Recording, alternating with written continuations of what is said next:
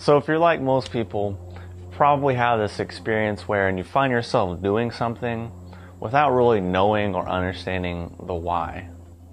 And this is a really common experience because as humans, as people, we get so often consumed and hypnotized and controlled by processes or actions or behaviors without really understanding the real feeling or the real why underlying those processes.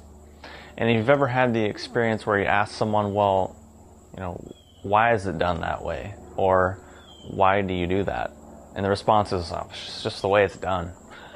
It's just the way I've always done it. It's just the way that person did it. It's just the way it is. It's just the way you do things. And really, that's where it starts, begins, and ends. Or it's just, well, that's just what the book says. That's just what this guru said, or this authority said, or X, Y, and Z. And really, this starts from a very young age, when our entire schooling system, our educational system, our society and culture is based on these sorts of things. It's based on not questioning things. It's based on just accepting processes without really understanding their content or really understanding the thing which actually gave those processes meaning or validity or really the sense of appropriateness or usefulness that we like them for. And on the surface, seems like a very simple, very sort of basic understanding. Yet when we actually look at it and understand it, we can see that it has vast, deep, and profound implications really all across the board in our lives.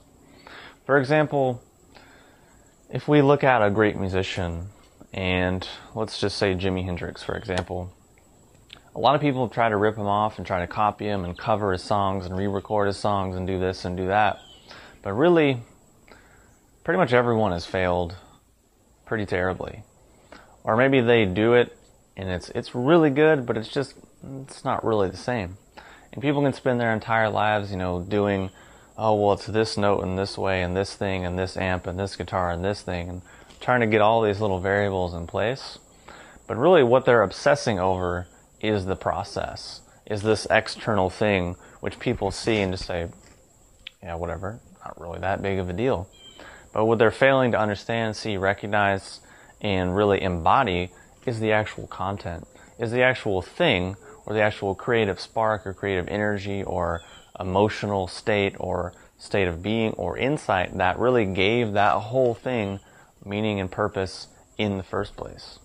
So if we switch gears to the context of consciousness or awareness or personal development, we can look at ourselves and realize that for most of us, we've been conditioned to a large degree through our society, our culture, our parents, our family, our education, our belief system, our experiences, etc. The whole lot has really conditioned us to sort of accepting certain processes as good, certain processes as bad, and we just sort of operate out of that unconsciously.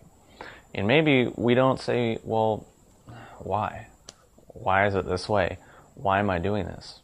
So if we want to be more alive, we want to be more creative, more present, more conscious, more developed, then it's probably a good idea to understand this distinction between process and content, and then start to be more in touch with the actual content of processes, or the content of experiences, or the content of things which actually give those things value and meaning and usefulness. It's kind of like the distinction of the map is not the territory. People obsess over symbols and obsess over concepts and ideas and words and structures and all these little symbolic representations.